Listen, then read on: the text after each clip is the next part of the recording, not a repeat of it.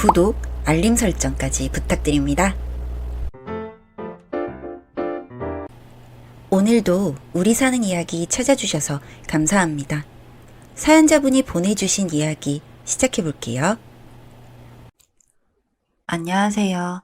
저는 일 때문에 일본에서 오래 생활하다 돌아온 40대 주부입니다. 저희 신랑은 저와 직장 동료였고 알고 지낸 시간이 10년 정도 되는 사이였어요. 그러다가 마음이 통하는 건 한순간이었고 알고 지낸 시간이 오래돼서 그런지 결혼까지도 금방 하게 되었습니다. 서로 벌이가 비슷하다 보니 결혼할 때 크게 문제가 될 만한 건 없었고요. 신혼집도 거의 반반 결혼을 했습니다.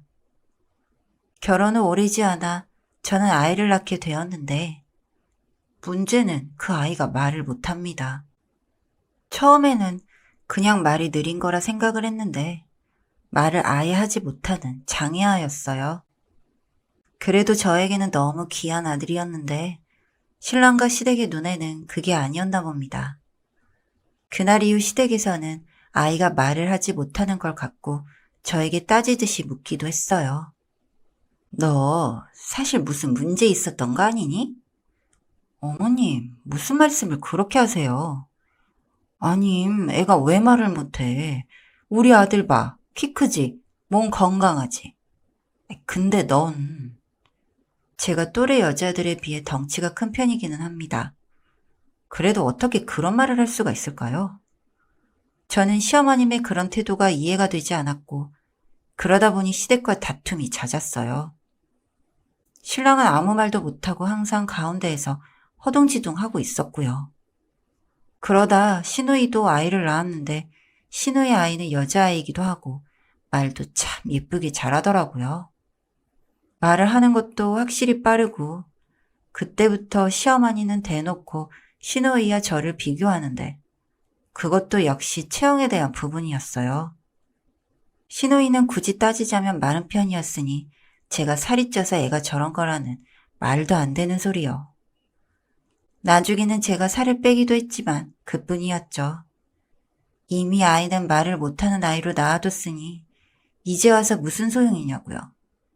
정말 어느 장단에 맞춰야 할지 모르겠다 싶었습니다. 그러다 제가 외국으로 발령을 받아서 1년 정도 일본에서 생활을 하게 되었습니다. 말도 못하는 아이를 신랑의 손에만 맡기고 가려니 마음이 무겁기는 했지만 시어머니도 자주 와서 봐주신다고 하니 저도 출장을 갔어요. 신랑은 종종 아이의 사진과 함께 근황을 이야기해 주었습니다. 아이와 함께 아쿠아리움을 간 것, 아이를 데리고 맛있는 저녁을 먹으러 간 점 등등. 처음에는 제가 없어서 아이가 외롭지 않을까 걱정을 했는데 다행히 신랑이 잘 챙기고 있는 것 같아서 안심이 되었습니다. 처음 2달은 일이 바빠서 한국에 가지 못했고 제가 3번째 달에 한국에 들어갔을 때 공항에 아이와 아이 아빠가 마중을 나왔어요. 저희는 함께 식당에 들러 저녁을 먹고 집으로 들어갔는데 집이 인테리어가 바뀌어 있었습니다. 여보, 집이 왜 이래? 좀 답답해 보여서 좀 바꿔봤는데 어때? 좀 당황스럽네. 침대 옆에 협탁은 내가 아끼던 거잖아. 그래도 물건은 다 그대로 넣어뒀어. 그건 그런데 이렇게 집을 바꿀 거면 말 한마디 정도는 해줬어야지. 미안해. 내가 이거 싸게 하느라 미리 말을 못했다. 원래 거의 흰색 톤이었던 집이 소파며 장롱이며 식탁까지 바뀌게 되면서 집의 분위기가 확 바뀌어 있었습니다. 그리고 오랜만에 본 저희 아들은 어쩐지 저를 조금은 낯설어하는 기분이 들어서 저는 가능한 함께 있는 동안 시간을 많이 보내려고 했어요. 그 무렵이 마침 아이의 생일이라 갖고 싶은 게 없냐고 물으니 새를 키우고 싶다고 했어요. 그래서 저는 출국을 하기 전에 친정엄마에게 부탁해서 새 한 마리를 사달라고 이야기를 해두고 다시 일본으로 떠났습니다. 그 이후로도 신랑이랑은 자주 통화를 했었고요. 아이의 소식도 잘 받아보고 있었습니다. 그리고 제가 일정보다 이틀 정도 빨리 한국에 들어오게 되었어요.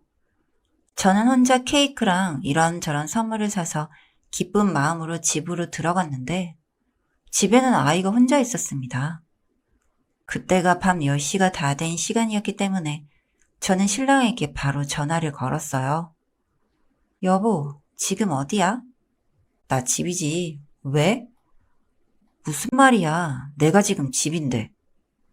신랑은 잠시 말이 없더니 이내 잠깐 밖에 나왔다고 금방 집으로 들어갈 거라며 이야기를 했습니다.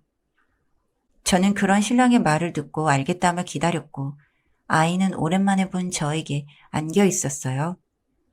그리고 아이의 방에 있는 앵무새 한 마리. 저는 망설이다. 안녕? 하고 인사를 했습니다.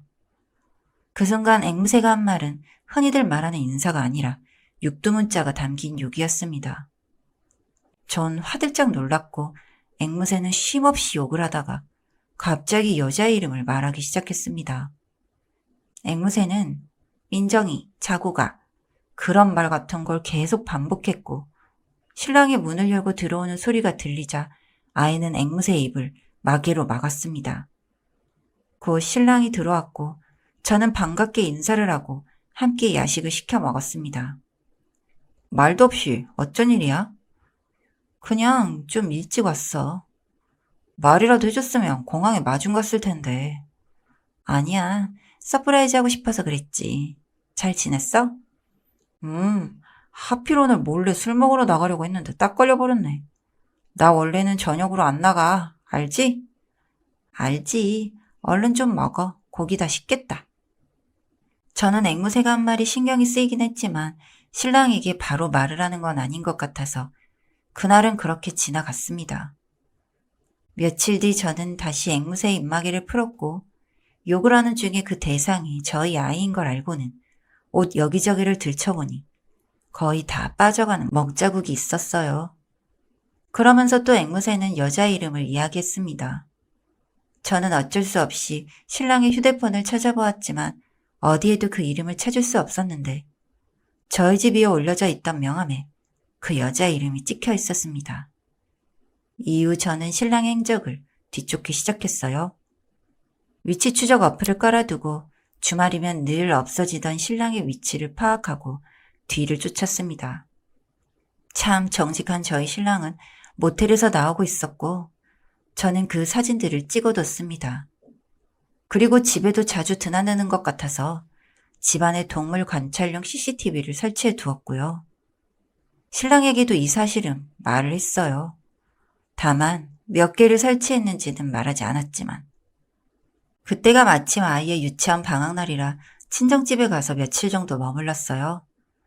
그리고 집으로 들어갔을 때 녹화된 영상에는 그 여자가 있었고 아들 방에 있던 앵무새의 입마개를 빼고 쪼이는 장면까지 다 녹화가 되었습니다. 앵무새는 한참을 그 여자를 쪼고 신랑을 쪼다가 높은 곳에 올라가 앉아 있었습니다. 저희가 집으로 들어갔을 때는 이미 그 여자는 도망가고 없는 상태였지만 확실한 증거가 있으니 그걸로 충분했어요. 앵무새 너무 사납다. 얘 버리면 안 돼? 안 돼. 앵무새가 싫으면 싫은 사람이 나가야지. 뭐? 갑자기 나보고 나가라는 거야? 그래, 내가 보기에 당신보다는 저 새가 훨씬 나은 것 같은데? 아무데나 똥오줌이나 싸는 저런 게 어디가 더 낫다는 거야. 쟤는 똥오줌만 아무데나 싸는데 당신은 뭐야? 애가 있는데 여자를 불러들여서 그러고 싶니? 뭐? 민지? 그 여자가 이거 가구 파는 거지? 아, 정말. 당신 호구짓 하는 거 알겠는데 그래도 집에 물건을 바꾸면 어떻게 해? 오해야. 그냥 가구 싸게 판다고 해서 만난 게 전부야. 아, 그래서 어제도 집에서 뒹군 거야? 저는 녹화된 영상을 보여줬어요. 신랑은 아무 말도 없더니 갑자기 버럭하며 이게 다 말 못하는 아이를 낳은 제 탓이라고 하더군요. 정말 어이가 없으려니.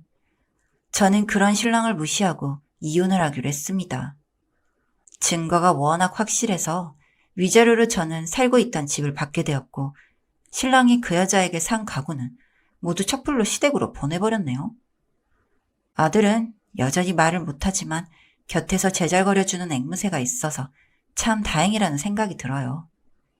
이 새가 없었으면 저는 적어도 출장을 간 동안 신랑이 아이를 학대하고 집에 여자까지 끌어들인 걸 어떻게 알았겠어요? 시댁도 적반하장으로 다 제 잘못이라고 하는데 어쩜 사람들이 이렇게 못되기만 한 건지. 제 입사한 회사 동료가 이미 회사에도 소문을 다 내놔서 신랑은 얼굴도 못 들고 다녀요. 그리고 그 바람을 앵무새한테 들킨 게 좀 웃기기도 하고요. 저는 이제 과거는 잊고 저희 아이와 둘이 잘 살아볼 겁니다. 말 못해도 바른 아이로 크는 게 더 중요하니까요.